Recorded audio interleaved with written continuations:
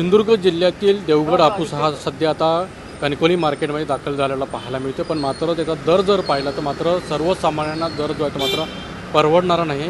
कारण आपण जर पाहू शकता की आता जो आंबा आहे तो मात्र इथे दाखल झालेला पाहायला मिळतो. आपण सध्या हा देवगड या तालुक्यातला आंबा आहे आणि जो दर जर पाहिला तर जवळपास 1500, 2000, 2500 असा भाव असलेला पाहायला मिळतो. कारण सिंधुदुर्ग जिल्ह्यामध्ये जवळपास 5 ते 10% आंबा सध्या हापूस आंबा म्हणजे उपलब्ध असलेला पाहायला मिळतो. त्यामुळे याचा जो फटका देखील आहे तो मतलब आंबा बागायतदारांना देखील मोठ्या प्रमाणावरती बसताना पाहायला मिळतं.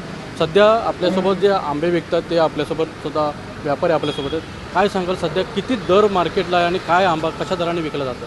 आता सध्या मार्केटला रेट 2000, 1500, 2500 अशा रेटमध्ये विकला जातो. पण या आधी म्हणजे मी आता 9 वर्ष धंदा करतो, पण गेली 9 वर्षामध्ये पहिलाच रेट एवढा राहिला.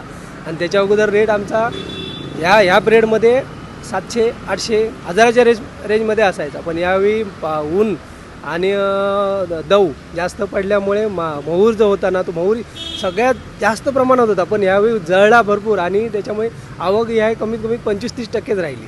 त्याच्यामुळे रेट यावेळी जास्त राहील. किती पसंती म्हणजे ग्राहक देतात याला? काय सांगतात तुम्हाला ज्यावेळेला आंबा एवढा महाग मिळतो त्यानं काय सांगतात? गिऱ्हाईक खूप कमी असतं. कस्टमर म्हणजे मागणी कस्टमर खूप येऊन जातात. 50 कस्टमर आले तर 20-25 कस्टमरच घेतात, कारण आवक रेट जास्त असल्यामुळे. पण आंब्याला मागणी भरपूर आहे, पण रेट आंबा कमी आहे. नक्कीच आंब्याची मागणी मोठी आहे, पण मात्र रेट जास्त दराने विकला जात असल्यामुळे लोक घेताना सुद्धा फार मोठा विचार करून घेताना पाहायला मिळत आहे. अनंत पातळे, TV9 मराठी, सिंधुदुर्ग.